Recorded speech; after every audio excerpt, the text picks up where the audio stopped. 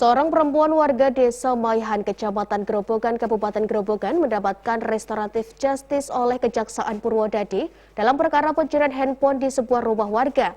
Tersangka yang akan melakukan aksinya berhasil diketahui warga kemudian diserahkan ke pihak kepolisian. Beginilah suasana di Kejaksaan Purwodadi, Sri Rohati, warga Desa Rejosari, Kecamatan Grobogan, Kabupaten Grobogan. Dirinya menangis dan menyesali perbuatannya mencuri dompet dan HP tanggal 15 November 2021 lalu dan sempat menjalankan hukuman penjara beberapa bulan selama proses pemeriksaan kepolisian. Kepada pihak Kejaksaan, Sri Rohati mengaku melakukan pencurian tersebut karena terlilit hutang di salah satu koperasi yang berlokasi di Purwodadi. Selain itu, Sri Rohati yang memiliki suami sebagai buruh bangunan terpaksa mencuri lantaran kebutuhan susu anaknya yang masih balita. Syukur kepada Allah, Pak, yang telah membantu orang lewat saya dalam masalah ini, Pak. Semoga diberi rezeki yang berlimpah, Pak, diberi sehat dan panjang umur, Pak. Amin. Terima kasih ya, Pak ya. Bu, kenapa sih Bu dulu sampai ambil itu kenapa?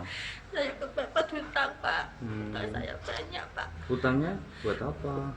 Ya buat sehari-hari buat susu anak saya, Pak. Nah, Suaminya kerja apa sih Bu? bangunan, Pak. Proyek di Jogja, Pak. Putranya ada berapa? 3, Pak. Oh, 3. Saat ini meninggalkan putra berapa, Bu? Iya, Pak. 3. Ya. Udah berapa lama, Bu? Udah 2 bulan lebih. Semenjak kasus pengambilan itu? Iya, Pak. Nah, sekarang mendapatkan kebebasan ini gimana, Bu? Saya bersyukur, Pak. Terima kasih. Saya janji, Pak, tidak akan mengulangi lagi menyesal. Amin ya Rabbal Alamin. Menyesal saya, Pak. Pada saat dilakukan pemeriksaan kembali di Kejaksaan, barang bukti yang berhasil dicuri masih terdapat uang Rp40.000, Rp5.000 real, handphone merek Oppo, serta dompet milik korban. Dengan melihat kondisi anaknya yang masih kecil, pihak Kejaksaan mengambil langkah memberikan restoratif justice kepada Sri Rohati yang pada saat itu dikenakan pasal 362 KUHP. Karena ibu ini pertama itu sesuai dengan aturan yang ada di kita, itu pertama bahwa tindak pidana itu ancamannya tidak lebih dari 5 tahun. Kemudian kerugiannya itu tidak lebih dari 2,5 juta, tapi itu pun kerugian 2,5 juta yang dinikmati ibu ini adalah 40.000.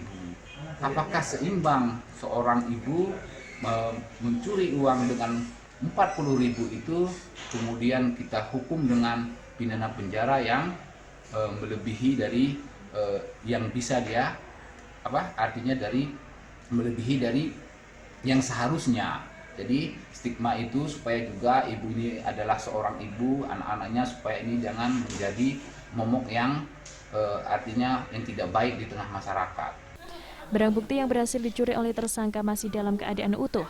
Sementara uang sejumlah Rp40.000 digunakan pelaku untuk membeli susu anaknya. Dengan memberikan pertimbangan restorasi justice ini, tersangka harus melakukan pengembalian barang yang dicuri dan dilakukan mediasi antara pelaku dan korban. Ya, alhamdulillah, Mas. Udah dikembalikan semua, sudah ditemu. HP-nya yang penting soalnya data-datanya kan itu semua. Ya. Memaafkan ya Bu dengan Bu Rati? Insya Allah termaafkan. Ya, Bu. Pesan untuk ibunya, mohon jangan diulangi lagi ya Bu. Ya. Ingat sama anaknya, kasihan sama anaknya, masih kecil soalnya. Ya. Ibu juga kita doakan semoga proses Setelah mengembalikan barang curiannya kepada korban, pihak Kejaksaan juga memberikan bantuan sembako kepada korban. Sementara saat mengantar pelaku, dan pada saat itu ada penagih hutang dari koperasi simpan pinjam, pihak Kejaksaan juga membantu Sri Rohati melunasi hutangnya dengan harapan ke depan Sri Rohati tidak melakukan tindakan pencurian kembali. Tertangkapnya Sri Rohati ini merupakan kejadian pada tanggal 27 November 2021. Pada saat itu dia mengaku kebingungan anaknya menangis karena tidak memiliki uang. Dirinya kemudian keluar rumah menggunakan sepeda motor dan sampai di Desa Putat, Kecamatan Purwodadi. Yang bersangkutan berencana mencuri di sebuah rumah. Namun perbuatannya kepergok warga dan akhirnya diproses oleh pihak kepolisian. Eko Agung Suryanto, Semarang TV.